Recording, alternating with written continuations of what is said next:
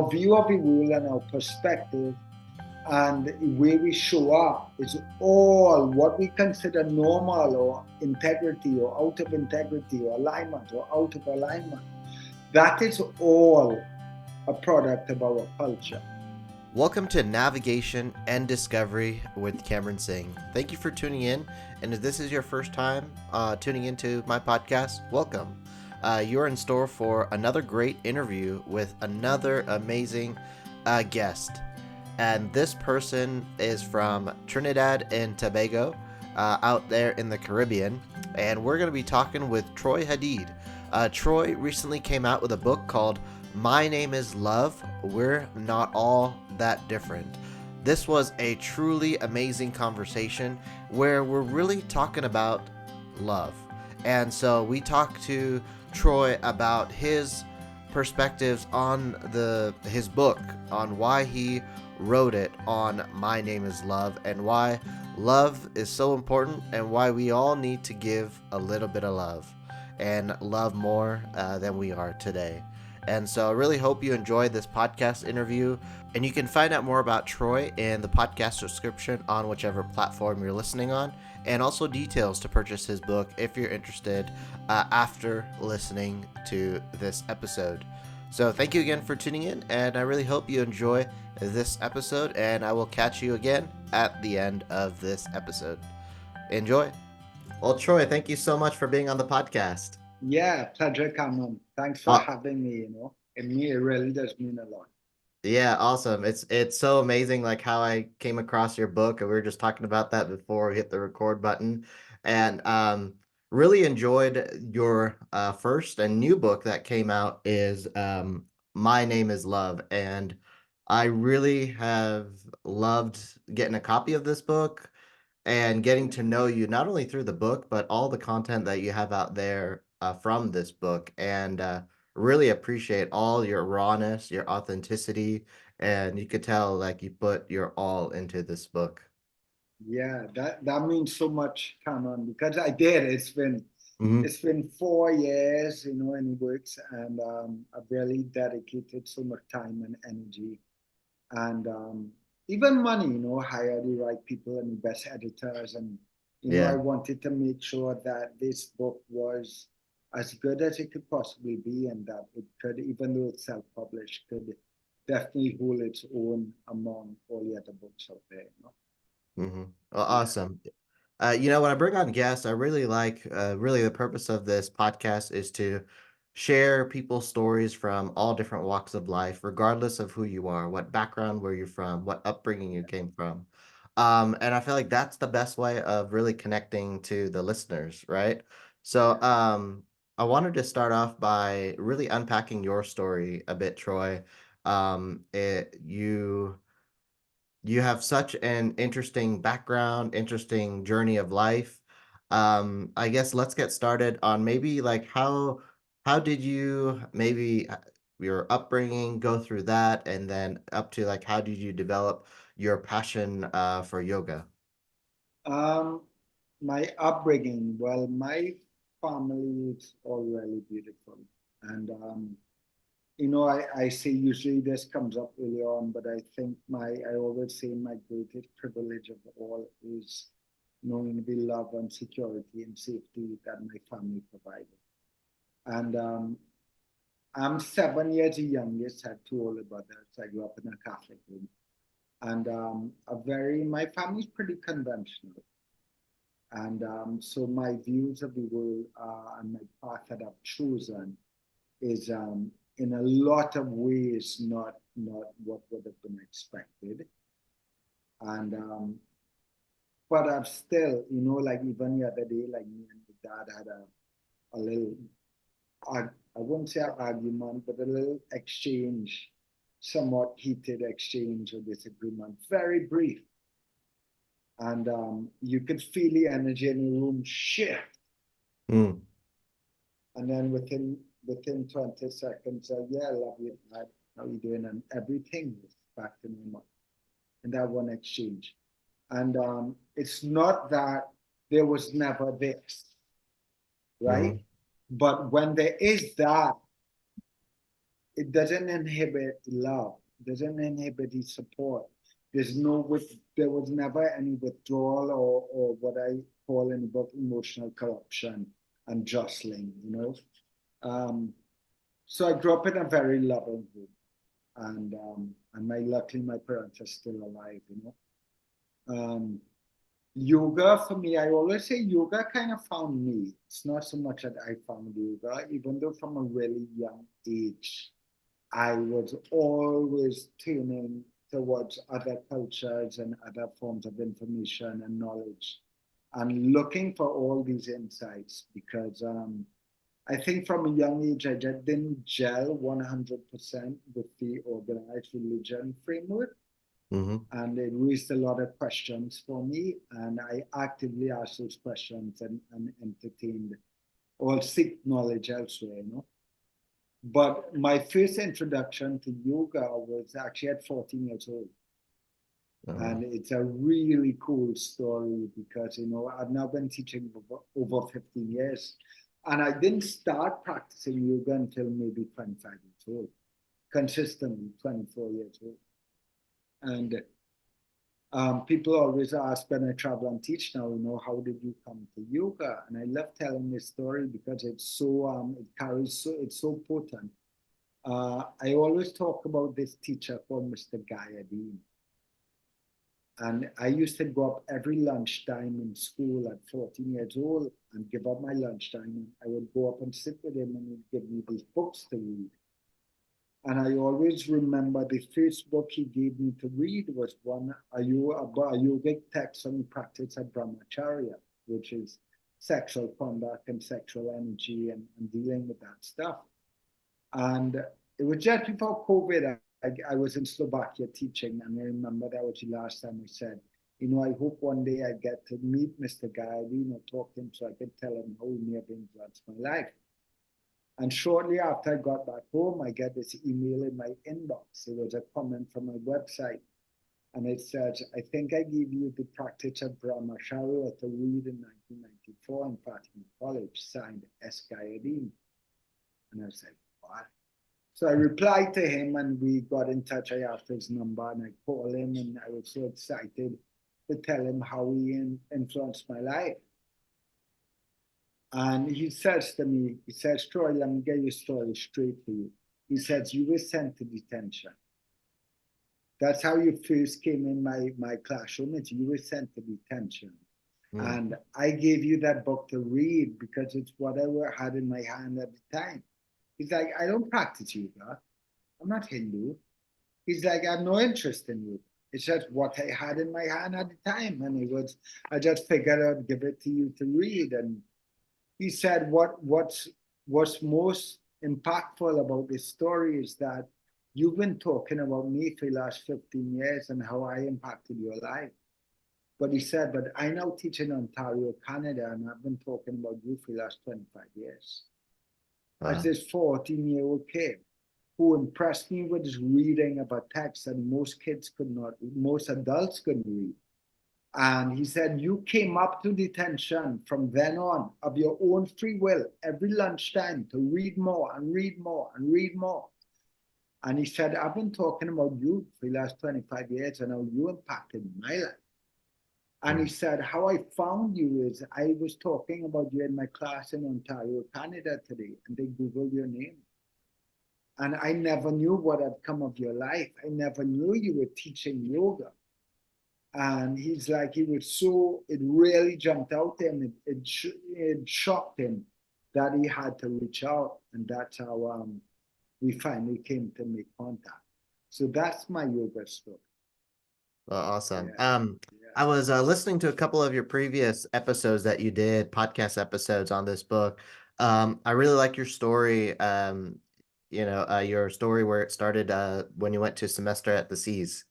Yes, Mr. So T. and you've traveled around the world so much. So could you tell us a little bit about that experience, semester at seas, and then how that set you on a journey of really traveling around the world?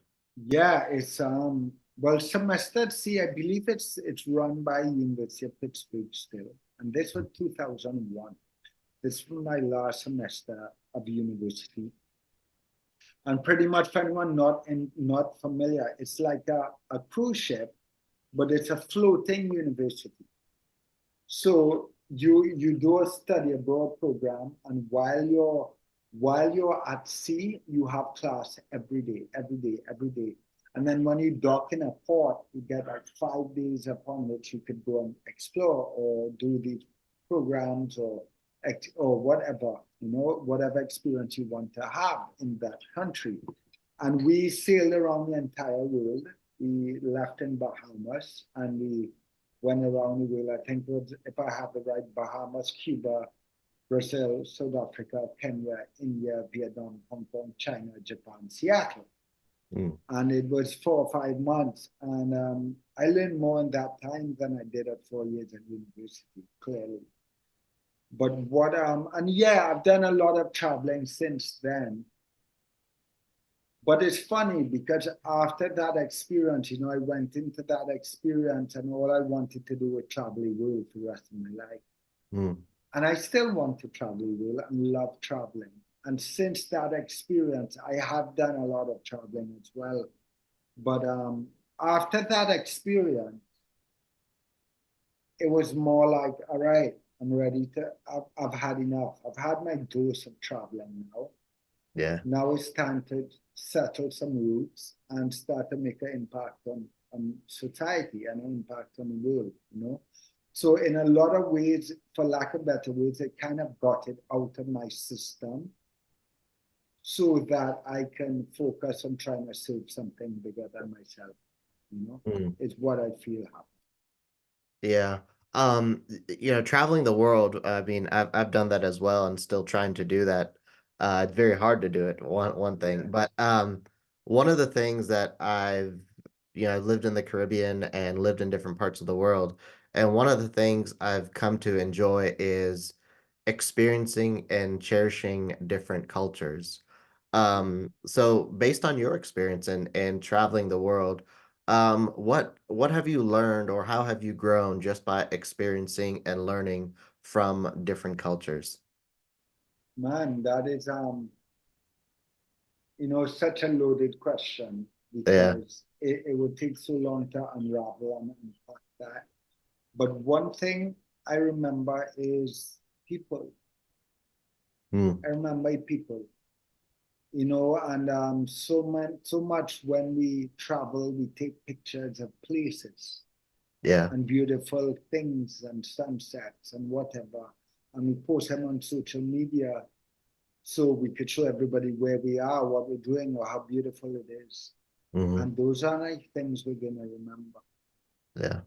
What we're going to remember is the people we meet. And we may not remember them by name.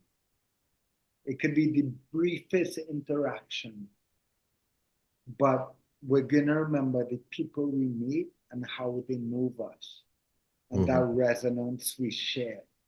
And I don't think I've ever been asked that question or spoken about that, but I'm getting goosebumps because it's in the people, it's in the resonance we share with the people, Hmm. um, and what comes to light from that. Those are the things that we remember. And cultures are so powerful. And I think one thing that stands out for me with understanding, getting to know people from different cultures and experiencing those cultures is that everyone is conditioning. Mm. We're all a product of our conditioning. And cultures, it's an easy way to see that. It's a really easy way to see that. Our view of the world and our perspective and the way we show up is all what we consider normal or integrity or out of integrity or alignment or out of alignment. That is all a product of our culture and the world we grew up in. But if you zoom in, you use that as a big view, zoom into smaller view, and you begin to realize that even within our culture, in our society, in our families, that every individual is a product of their condition. Mm. What they consider normal, the way they show up in the world, their views, their perspectives. their integrity or lack of integrity, their, everything.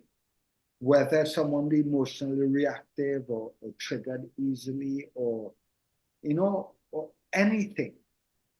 Sometimes we look at someone and we say, well, he's this, he's X, Y, and Z. And I'm talking about negative X, Y, and Z. And Yeah. in reality, that's just their conditioning. They've never been shown different. Mm-hmm. If someone doesn't know what love is, they can't show up from a place of it. If Mm-hmm. someone has never been shown compassion, they're not too sure what compassion is to show it to others. If all someone experiences is a home in which people shout and scream and are volatile and this emotional dance that people play, emotionally loaded relationships, that's all they know. They Mm-hmm. can't know any better. That's their conditioning. And I think once we start to see past all of this conditioning, we begin to see who people really are. Yeah, that's so true because I remember during my transition from the US to Antigua, that was a difficult transition because it was through my conditioning. I had a perception of what I was going into, and it was Yeah, most of it was negative because I didn't know anything about the Caribbean, never have traveled to the Caribbean, and it wasn't until, like you said, the people, you yeah, connect with the people, learn to understand them, embrace the culture, learn, and then be a part of it, not setting yourself apart and learning from it. And that's why some of my closest friends are now from that island. yeah, yeah. Yeah. What took you to Antigua? Work. Oh, Yeah, I work in the private jet industry. oh, beautiful.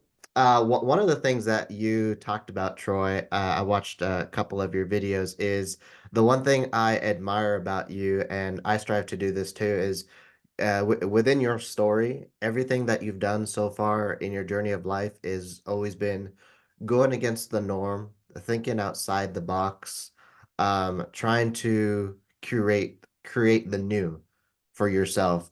So where and how do you feel this started for you? Whether it was like thinking outside of the box, trying to do something new, trying to create, where did that start for you? Yeah.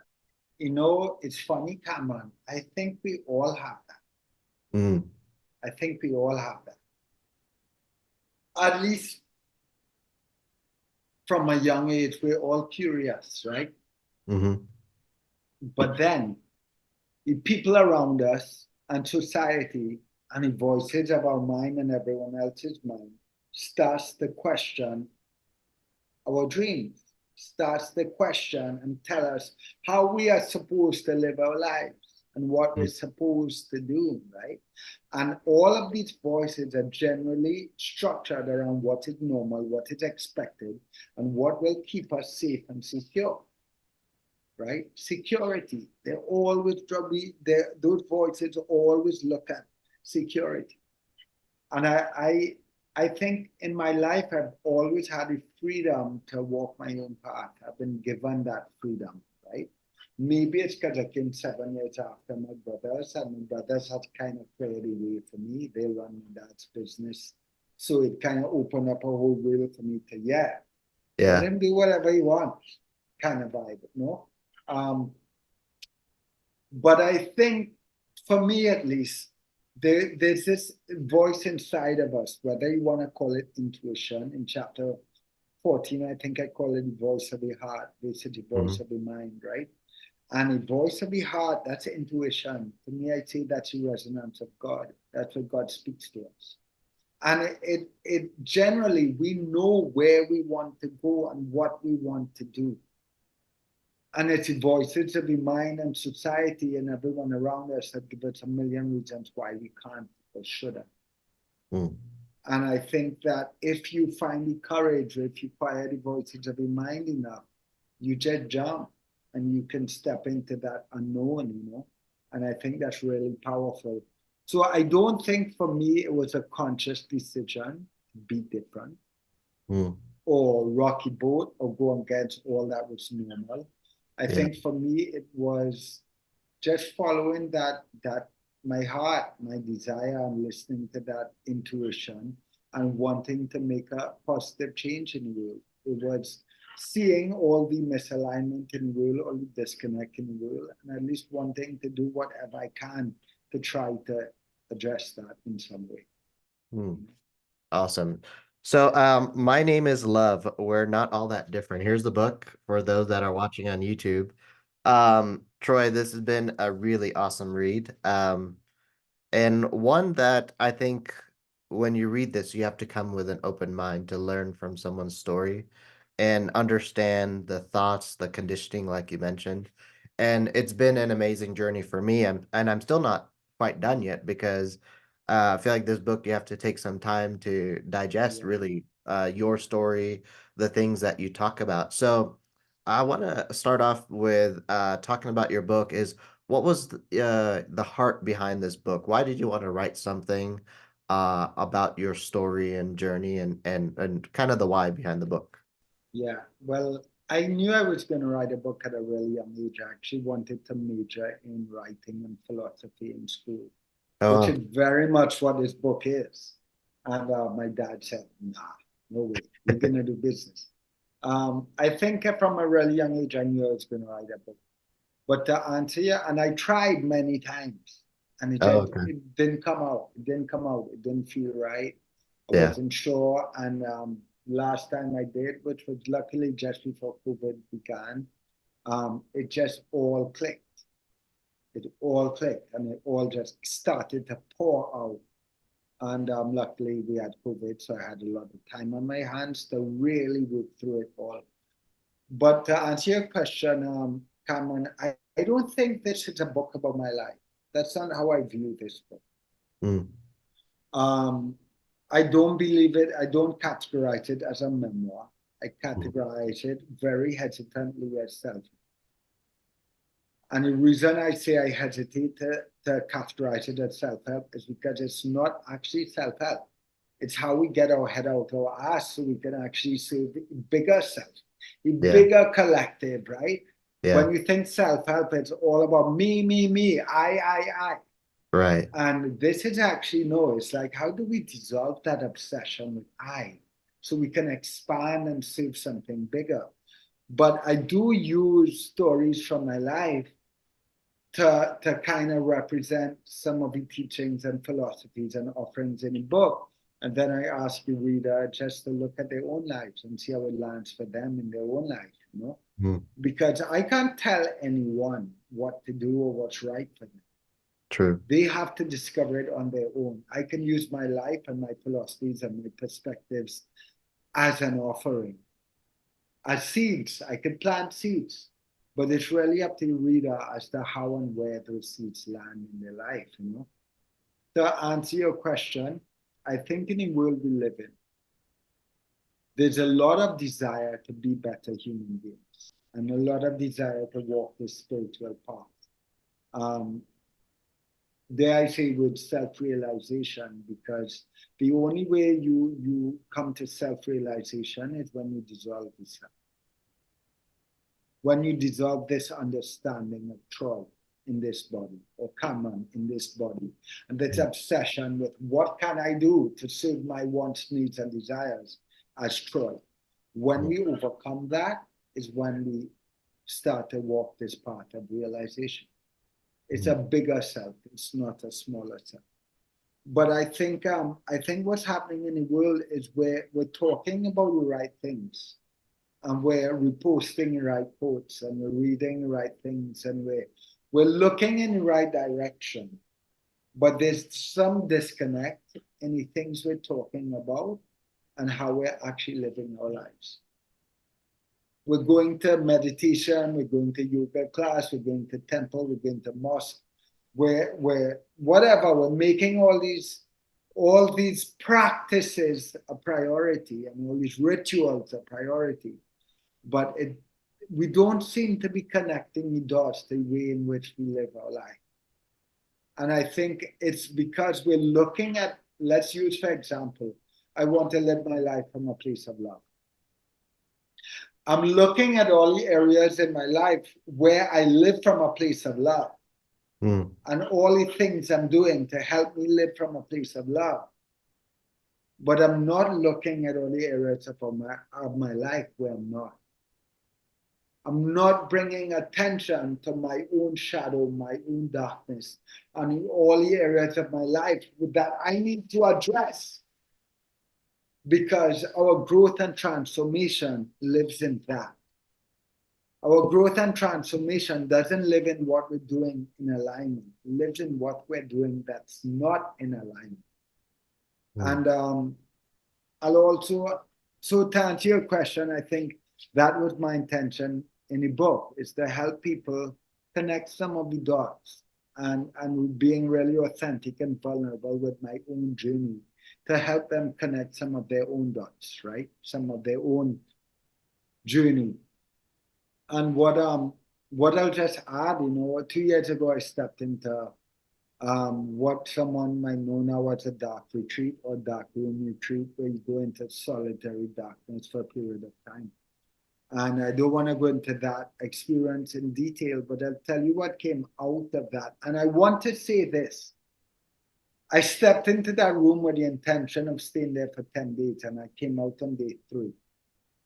And I came out on day 3 without any sense of defeat or giving up, because I knew I had the experience I needed to have, and I was shattered. I was broken to pieces. But I want to share this from that experience. I realized, and it landed in a very tangible way for me, that all of these practices that we do, whether it be darkness or silence or yoga or plant ceremonies or meditation or church or mosque, all of these practices that we get attached to in an egotistic way, and we don't recognize, we don't realize it. All of these practices are meaningless. They are useful in that they help us get over ourselves eventually. But none of them mean anything. It doesn't matter how much yoga I do, how long I sit in darkness, how much I sit in silence, or how much I go to church, or none of that. Mm. None of that means that I am more evolved, closer to God, more realized than a homeless person and drug addict on the street. Mm. None of it means anything. It's useful, but there's only one practice that really matters. That is the practice of love and God. Our ability to show up from a place of unconditional love, regardless of what is happening and who is in front of us. And our ability to see God even in what appears as darkness. Mm. That is the practice, love and God. That is the only practice that matters. And I will also add here that when I talk about love, I'm not talking about a love that is only flowers and rainbows and butterflies and roses. Yeah. This is a hard, in your face love. This is a love that draws boundaries. This is a love that walks away from people. This is a love that condemns what is out of alignment. This is not a love that is all bunnies and cuddly things. This is a fierce, courageous love as well. Mm. Yeah. Well, in the start of your book, you started talking about God, and I really like how you opened up the book. I wanted to go and let's talk about this a little bit. Is how do you define God, and how did you come to know God? Yeah. For me, we live in a world, Cameron, where a lot of us are told about what God is, what God looks like, what God wants of us, and how God wants us to live. Mm-hmm. But being told of God and knowing God is different. It's not the same thing. To really know God on an intimate level, you must spend time with God without any narratives or projections. And that time with God might be silence. It might be, for me, it was in the forest, where a place I now call my home. But every individual has their own journey to God. their own journey through to knowing God. And you'll know it when you have it. Mm. You know it when you have it. But it was important for me to begin, and of course there was hesitation because part of me was like, "Am I crazy? I'm gonna begin this book talking about God?" Because I know the resistance so many people have towards Yes. the word God. Understandably, right? I don't give anyone wrong. And then there's those that believe in God. And here I am inviting everyone to redefine their own relationship to God. Blasphemy, someone would say. So, in so many ways, beginning this book with a chapter called Redefining God um, opens up so much criticism. Mm-hmm. And I felt it was really important to do right away, right away, because I think I want to make God more accessible to everyone. I don't care what religion you are. I don't care where you come from. I don't care how you view God, whether you think God has a form or is formless or has a name or is nameless. I really don't care. I think each individual needs the permission to cultivate their own personal relationship to God. And it doesn't mean our God is different. Mm. It just means we commune with God in a different way. But everyone needs to have that opportunity and that permission because I don't believe God is different to anyone. God existed before religion did, long before, long before religion did. So religions can't come and say God is this and God is that, and all of a sudden, this divine agency or divine intelligence is different. It's not different. Man made it different. This agency, this intelligence, it's same agency and intelligence. And every individual, if they take time to cultivate that relationship to divinity and get their mind and the narratives and the conditioning out of the way, they'll get the same messages. They'll get the very same insight. God will speak to them maybe in different ways, but tell them the very same thing. Mm. And I felt that it was really important to begin with allowing people and giving people that permission because get this, Cameron, we live in a world where we identify with so many different things. And all of the things we identify with make us separate, make Mm. us different. Whether it be identifying as male or female, or now a million different things in between, right? Whether it be identifying as Catholic or Islamic, whether it be identifying as white or colored, identifying as Trinidadian or American, Mm-hmm. all right wing, left wing, it goes on and on and on and on. But all these things we identify with make us separate and different. That's not a world I want to live in.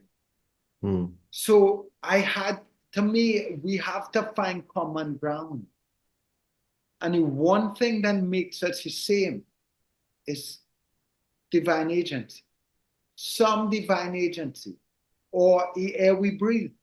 The air we breathe, it might seem that that's two different things, but the air we breathe, the word spirit comes from the Latin word spiritus. It means to breathe.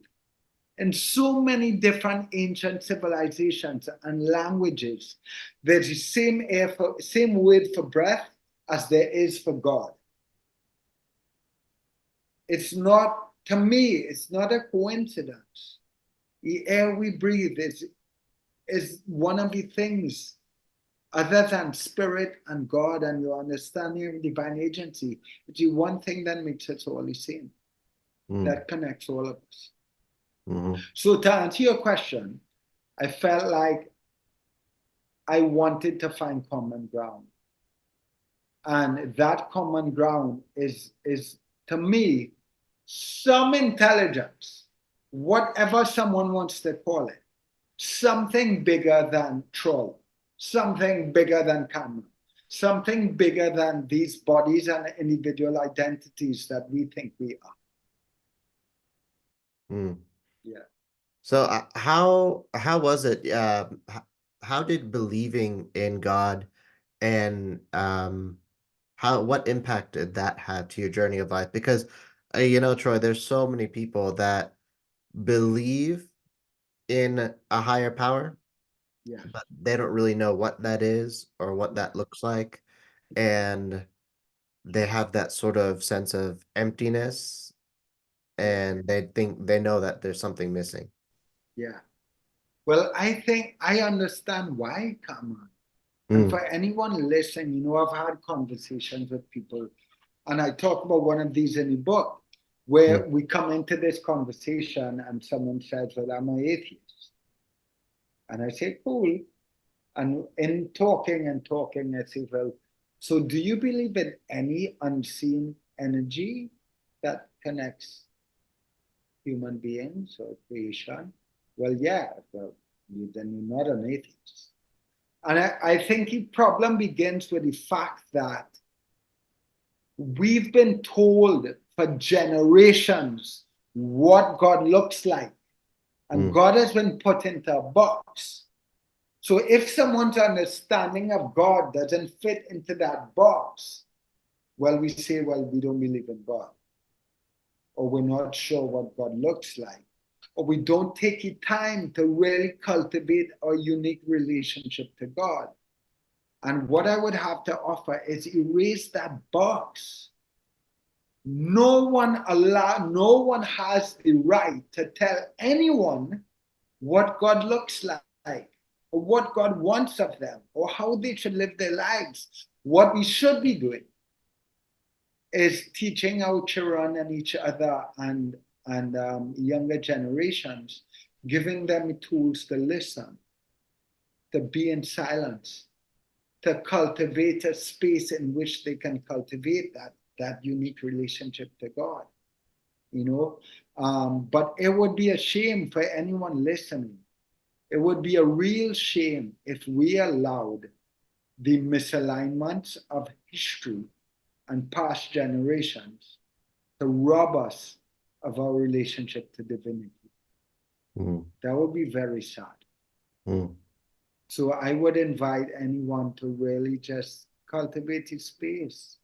For me, it was nature. The mhm. natural world is where God is very loud.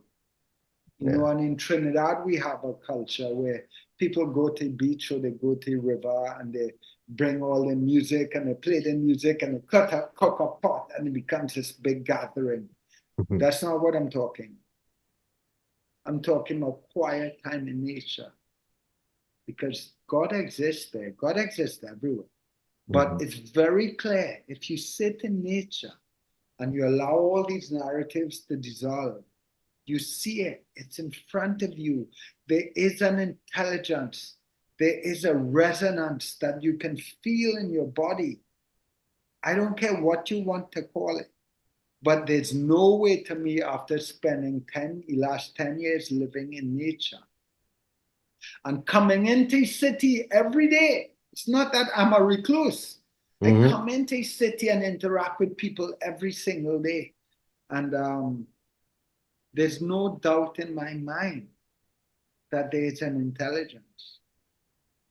May not look like may not. I don't think it belongs in a box, mhm, and I don't believe it generally looks like we've been told it looks like.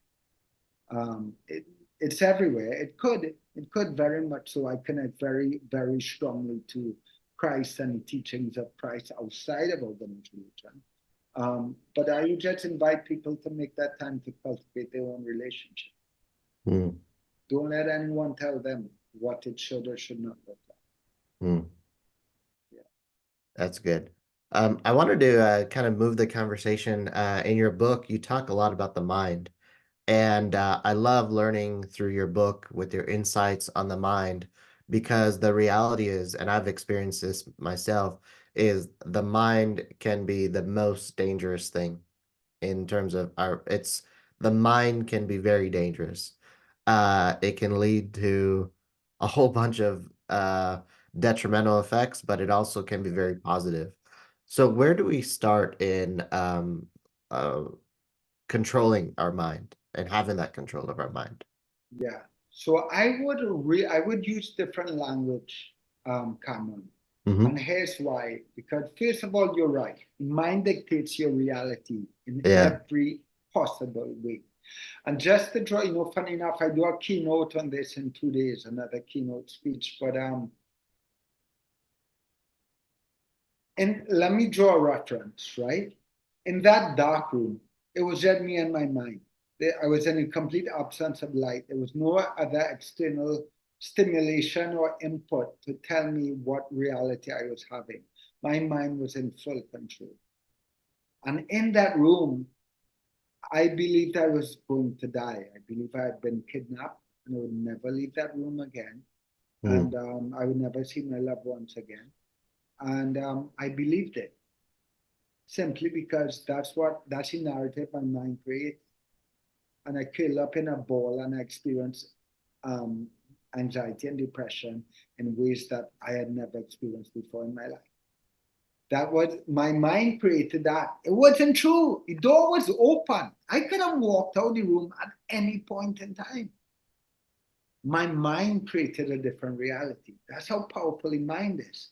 Now, that example is extreme, but our mind does that constantly, every day, all day. It projects its narratives on situations, on people, on places, on experiences, everything. Our mind dictates our reality. The reason I say I don't like using the word control is Yeah. because I rather imagine that we're in relationship in mind. It's like a marriage. You don't want to control your spouse. You Mm. want to be in a holistic, loving relationship with your spouse. Same thing with the mind. Very same thing with the mind, right? So here's how I explain it: is it's like any other relationship. If you want a loving, holistic, understanding, nurturing relationship, you have to spend quality time. There must be intimacy, Mm. right?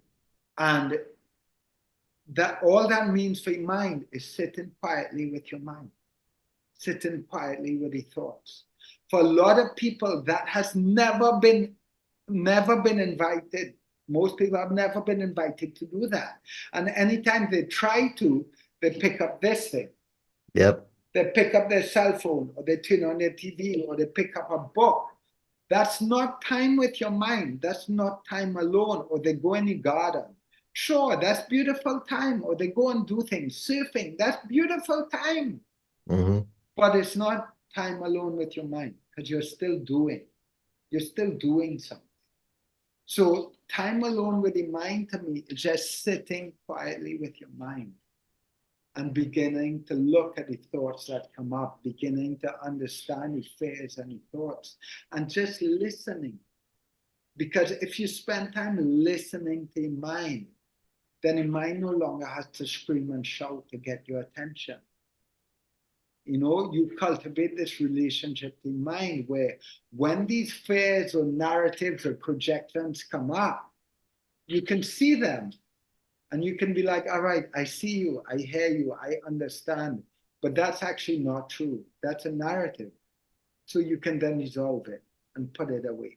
So it no longer has that power over you, right? And that's how I view a relationship with the mind. I think we just need to create 5 minutes, 10 minutes every day and just sit with the mind. Yoga practice to me, if practiced in a very intentional, intimate, mindful way, creates that relationship, right? Meditation, your practices like Tai Chi or Qigong. There's so many different practices that allow us that space, but it might also be just sitting every day quietly with a long spine, setting your alarm to 10 minutes and just sitting, closing your eyes and looking. That's where it begins. Hmm.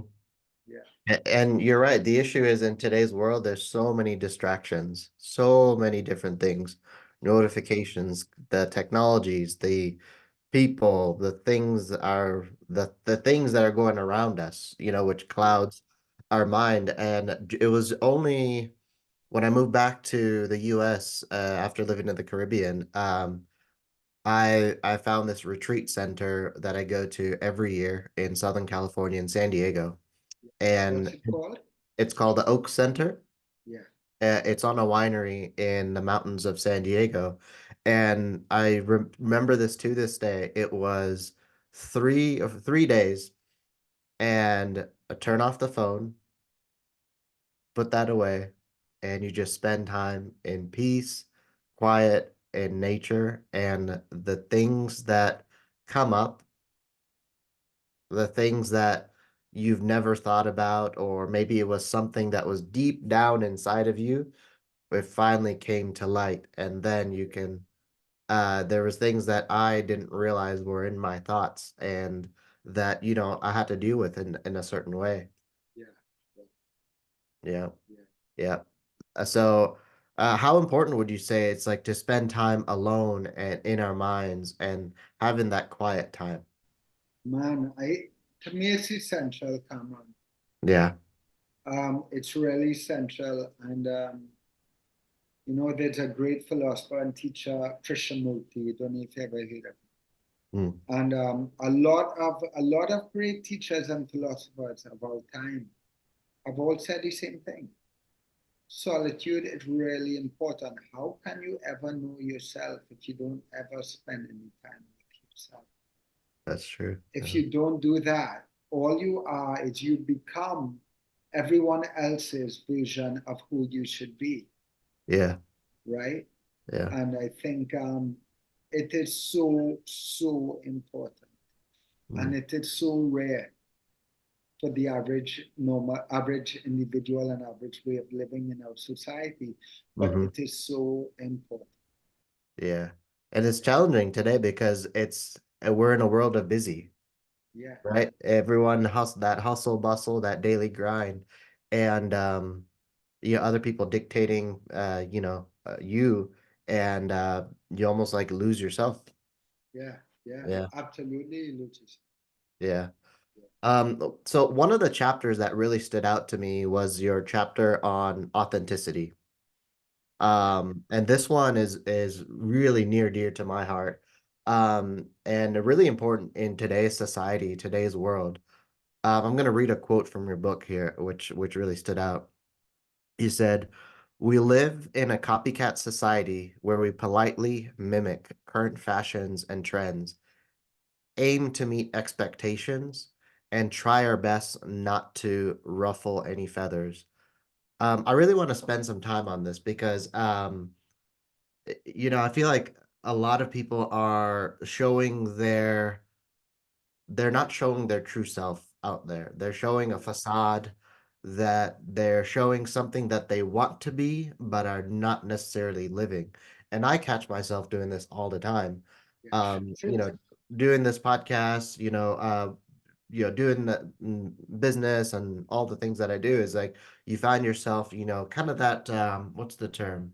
Imposter syndrome, right? So let's talk about this. Is why is it so important to just be your true authentic self? Yeah, well, first of all, if you can't be true to yourself, then who are you gonna be true to, Oh yeah. right? You can't be true to anyone else if you're not true to yourself. If you ask me if your wall behind me is white, and I believe it's blue, to me it's blue. But I know if I tell you it's blue, it's gonna end up in an argument, Mm, and I don't like conflict. So I'm just gonna tell you, yeah, agree with you and say, yeah, it's white, maybe a little off white, but yeah, white. Well, I'm not being true to you, but I'm also not being true to myself, firstly. Because you know what? Maybe wall is blue, and maybe it is, I'm seeing that, whereas you're conditioned or cloudy, yeah. right? And collectively, they have voices that have something to offer, because there is a lot of misalignment in our society and in our lives. And sometimes that authentic voice is the one that is going to bring alignment and bring light to darkness. Think of voices like Mahatma Gandhi, Malcolm X, Marcus Garvey. Imagine if those guys never said it, Yeah. right? Mm-hmm. And I could go on and on and on and on. But all the change makers, to create change, you have to have the courage to voice your opinion. But in doing that, I use this quote in the book as well: truth without compassion is cruelty. And that goes every day in our relationships, right? Is that we have to tell our truth, but we have to be compassionate in that telling of our truth. We Yeah. also have to understand, that not everyone is ready to hear it. Mm. So that's also something to be considered. But it is only my introspection that can tell me and show me, for instance, using the same example, am I not saying this wall is blue because I know that Cameron isn't really ready to hear that yet and can't receive it? Or am I going to refrain from telling Cameron the wall is blue because I'm trying to avoid a conflict, or I'm trying to avoid him not liking me, or I'm trying to gain his approval or his support? Then that becomes an emotional bribe. Mm. And that, I don't know if you reached there yet in the book, but that's also part, I think that maybe it's the same chapter. I don't know. But it's so important that we create a society and relationships in which people feel that they can be authentic and real and honest. Yeah. And it's not easy to do because somebody might say something to me or be honest and vulnerable with me. And right away, I'm like, yo, I know that is out of alignment. I Mm-hmm. know, to me, there's no truth in that. But I also know that person doesn't have the awareness to understand what I have to offer. Yeah. So there's a thin line that we have to walk between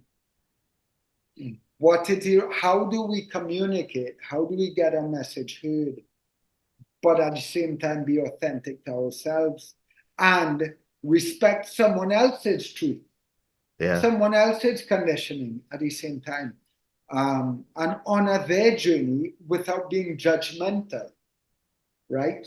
It's a very thin line to walk. It's not an easy line to walk.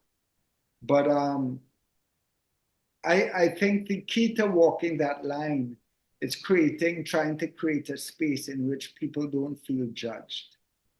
In that, even if you share an opinion or an idea that is contradicting what I know to be true, that I hold a space in which you can share that. Mm.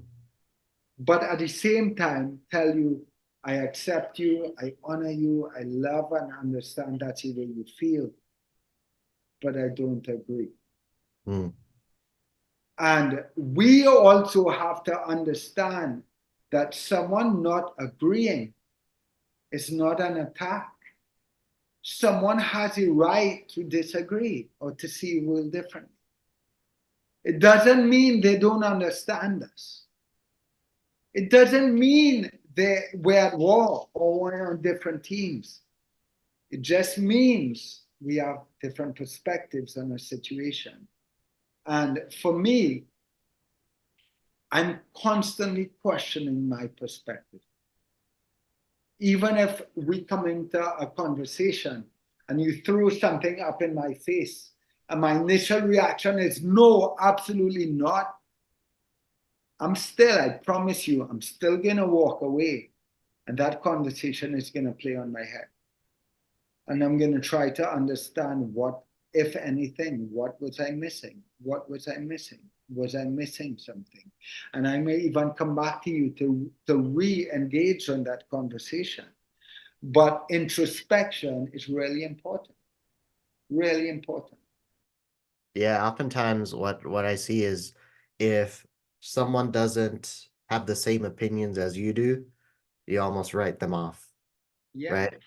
And I think the where it comes down to is we're not willing to understand the other why the other person has this belief, has this opinion, or has yeah, that perspective because like you said earlier, everyone has their own conditioning, and if we don't strive to understand the other person or the people that surround us, um, we're gonna lose that authenticity. Like I only keep people close to me, people in my inner circle where I can say something, speak my mind, and not be judged for it or not be wronged or something like that. yeah. You know what, Cameron? It also goes the other way. Don't miss the flip side. The flip side is Yeah, we want to surround ourselves with people who have the courage and are comfortable enough to show us our own darkness, true. Yeah, to wholly mirror up and show us where we're missing something, where I can do better, where I dropped the ball.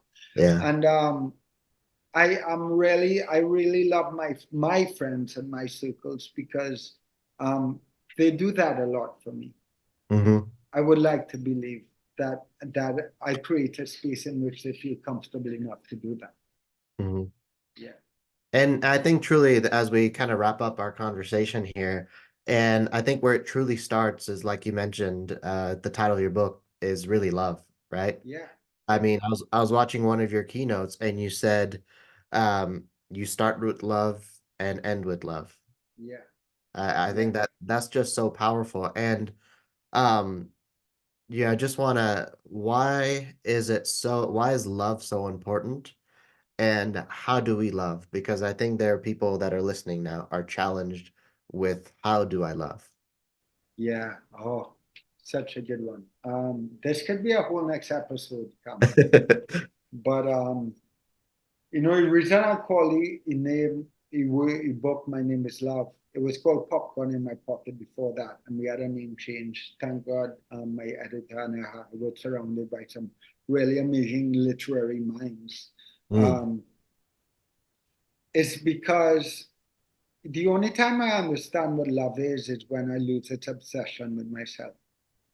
mm, There was an Indian saint once that told his disciples, they were like, how do we find God? Give us something to do.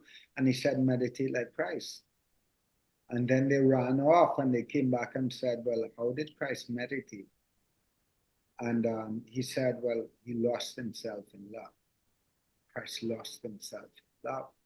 And I think that even like we were mentioning, our identities, our opinions, our views of the world, all these are part of our identity. And we allow them to define us. So when somebody has a different opinion, we feel like we're being personally attacked when we're not. We're not being personally attacked at all. Someone just has a different opinion. It doesn't mean we're on different teams in any way. And I think it's really important for us to begin to look at this identity, this individual identity, and how it manipulates and controls us. And it lives in the mind, of course. And only when we begin to lessen that hold on us do we begin to glimpse what it means to love one another. mm, And love is, in the book this is in chapter 15, I propose a question that love is like God. It exists everywhere. The question we need to be asking is not what is love and what is not love, but we need to ask a question in any moment, any experience, what is being loved? Because there's always love. Right now, Gaza and Palestine, there's love. There's just love of identity. mm, There's love of culture. There's love of self. There's love of, I don't know, land, love of power, love of whatever. There's love. It's just a self-centered, self-saving, right? Um, and I feel that if we ask that question, what is being loved, then we can begin to identify in every moment, any moment, where our love is self-saving. And then we can expand that love and turn it around to serve something greater than ourselves. Mm. So I think, as to what love is, that that could be a whole next 4 hour podcast, right? Yep. To me, what love is, in a nutshell, is seeing God in the eyes of every human being and in all of creation, and That's then acting accordingly. How different we would live our lives if we saw God in everything and everyone. It mm, doesn't mean we won't have an argument or a disagreement. yeah. It doesn't mean we can't be in conflict or draw boundaries. Mm. It just means we'll do those things in a compassionate, supportive way. Yeah. Awesome. That's good. So final question as we come to a close, Troy. What do you really hope that readers get out of the book? I hope they can discover areas of their life in which they can be better human beings Mm. and in which they can influence their relationships and the world around them. And hopefully cultivate, if they haven't already, having nurtured their relationship to God and remember what love looks like. Mm. Yeah. Oh, awesome. And for those looking to get their copy of My Name is Love, here it is. My Name is Love. The link is in the description on whichever platform you're listening on. Also, on the description on YouTube. Um, Troy, this was an amazing conversation.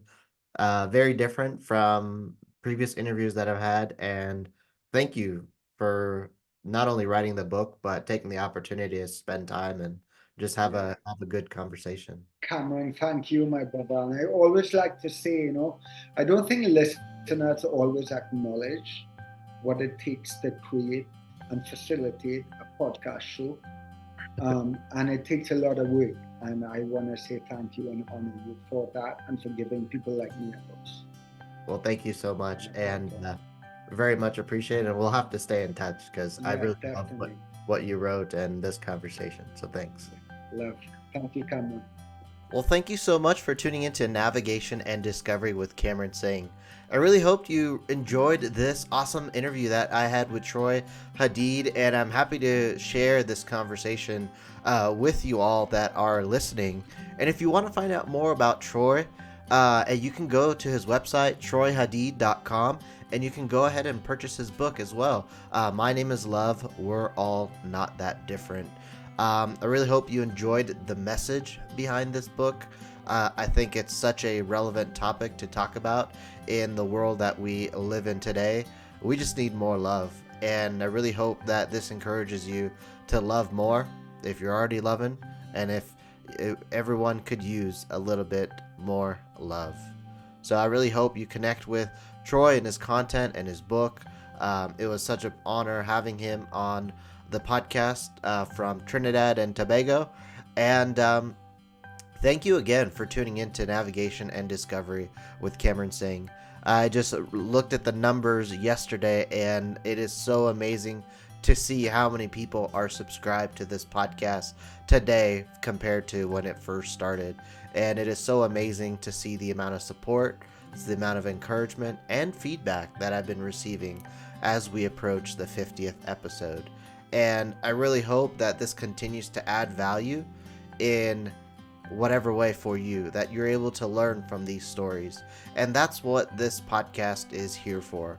I know I've sort of gone in a faith direction in this podcast periodically, and I'm definitely going to make that shift. So there's a new podcast that I am starting. It's going to be solely a faith-based podcast. And if you're interested, there'll be more details on my social media in the upcoming weeks. It's going to be called Divine Revelations Unleashed with Cameron Singh. And this is going to be solely on faith. If you're a believer or wanting to explore faith, that is going to be the podcast for you. We're going to take a deep dive in faith topics. Going to be doing some teaching, sharing you my faith journey. And so if you're looking for that type of space, I am going to create that space for you.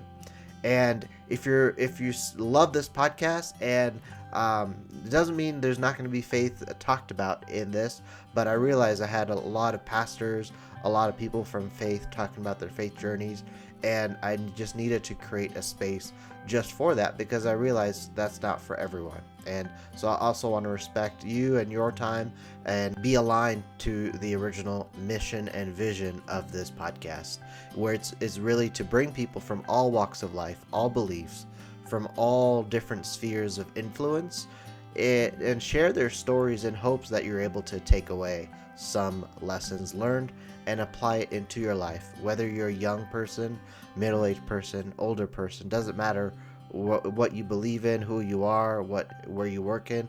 Just hoping that these stories are able to help keep you moving forward in your life journey wherever you are at. And so thank you so much for all your support.